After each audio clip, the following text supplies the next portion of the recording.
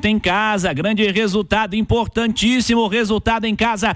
Rubem Júnior, um abraço, bom dia. Bom dia, retomada, do resultado positivo no Campeonato Brasileiro, toda a importância da vitória ontem contra o Cuiabá em casa. Ainda não perdeu, confirmando 11h50. Falamos do Cruzeiro sempre em nome de Betfair. Vem você pro jogo, vem com a Betfair, você também. Mas Cirilo, Matheus Pereira foi a grande notícia de ontem mesmo, com o resultado, 28 anos, está emprestado pelo Al Hilal da Arábia Saudita até o final de junho de 2024. Ao todo, Pereira somando 40 jogos pelo clube, 7 gols, 10 assistências. O momento é mágico e a notícia para o torcedor que a gente até passava há pouco aqui no Rádio Esportes, o Matheus Pereira confirmando na zona mista que vai permanecer, que abriu mão de algumas coisas, o Cruzeiro também, por isso todo o processo de negociação. E ontem esteve no Mineirão o Eduardo Maluf, que é o diretor de futebol do Matheus Pereira, que neste momento está na Toca da Raposa. Chegou por volta das 11 horas da manhã. Para assinatura de contrato, ainda não. Isso porque vem se arrastando, é mais uma confecção do contrato, detalhes, quem sabe assinando na segunda-feira e depois o Matheus Pereira sendo oficializado para o torcedor. Segundo o Matheus, o torcedor já pode dormir tranquilo que vai permanecer no time da Toca. Vamos aguardar esta definição, lembrando o Matheus Pereira que vai assinar com o Clube Celeste. Eduardo Maluf neste momento na Toca da Raposa. O Cruzeiro já se reapresentou para o duelo contra o Vasco, jogo às 6:30 da noite.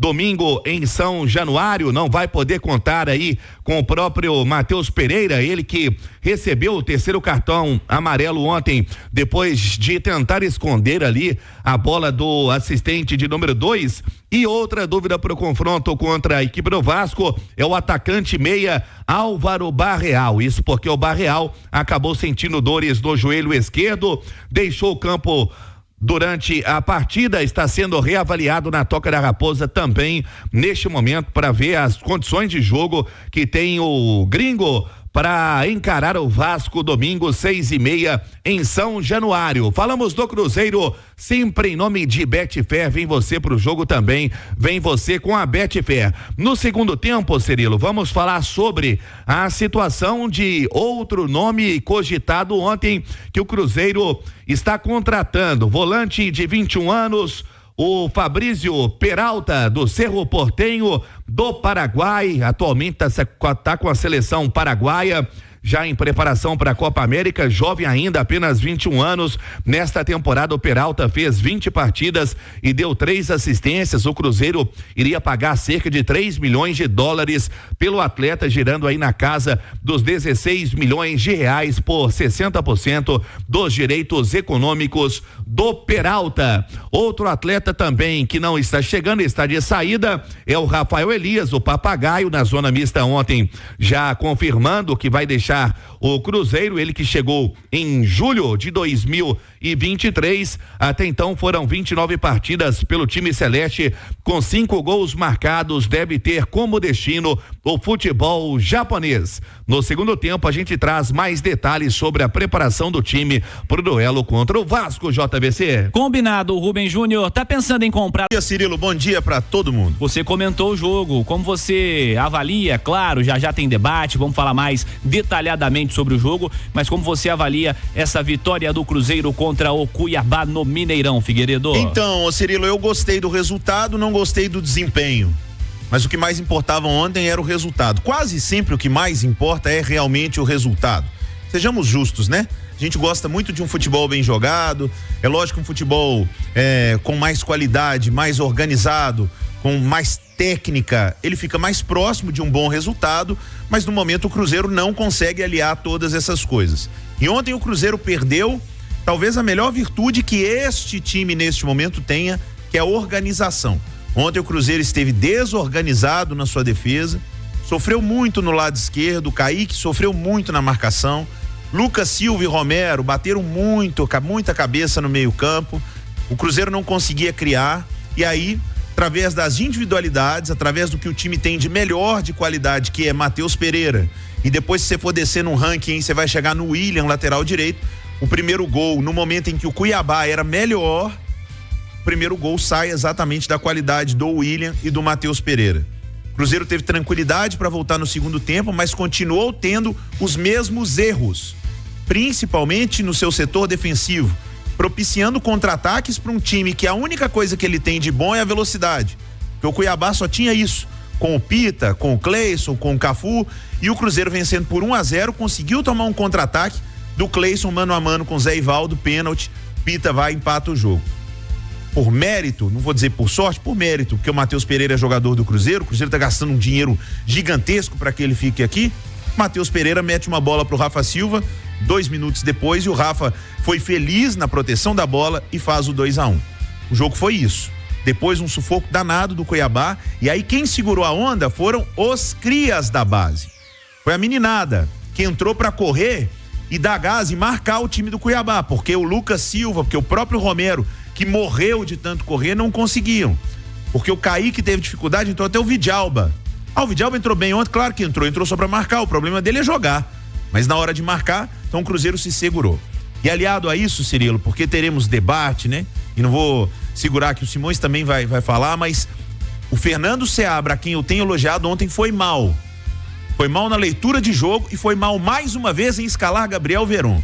Não tem nenhuma justificativa pro Gabriel Veron jogar no time do Cruzeiro e o Robert ser reserva ou qualquer outro ser reserva. Para vocês terem uma ideia, o Gabriel Veron teve 29 toques na bola. O Anderson, goleiro do Cruzeiro, teve 36. Só para vocês terem uma ideia. Já vamos falar no debate de Matheus Pereira e também de Gabriel Veron. Alexandre Simões, um abraço, bom dia, Simões. Bom dia, Cirilo, tudo tranquilo? Tudo bem, Simões, Tá bom. O Cruzeiro vai vencendo os jogos dele em casa, vitórias importantes, Cruzeiro 7º colocado nesse campeonato brasileiro, não tem o mesmo número de jogos que as primeiras equipes da competição. Se formos considerar aproveitamento, o Cruzeiro tem, no momento, o 5º aproveitamento da competição. É uma campanha muito boa até aqui, Simões. Sim, sem dúvida nenhuma, o Cirilo. Nós temos 3 times com 100% de aproveitamento em casa. O Atlético do Paraná, que ontem bateu o Criciúma de virada. Criciúma. O Bahia, que ontem venceu o Fortaleza. Acho que hoje é o maior clássico do Nordeste, concordam? Concordo. Bahia e Fortaleza? Estabelecidos ali na primeira divisão, né? É o maior clássico do Nordeste. Não em representatividade de títulos, né? O esporte tem mais, mas nível o momento, técnico, né? o momento. E o Cruzeiro. Então, quer dizer, a base da campanha do Cruzeiro é o desempenho em casa. E olha que contrassenso. Ano passado, o drama do Cruzeiro era justamente jogar em casa. Ficou até sei lá quanto sem ganhar em casa, né? Não, no Mineirão, eu acho que foi ganhar um jogo do Bahia lá no finalzinho, depois de ganhar do Atlético, né?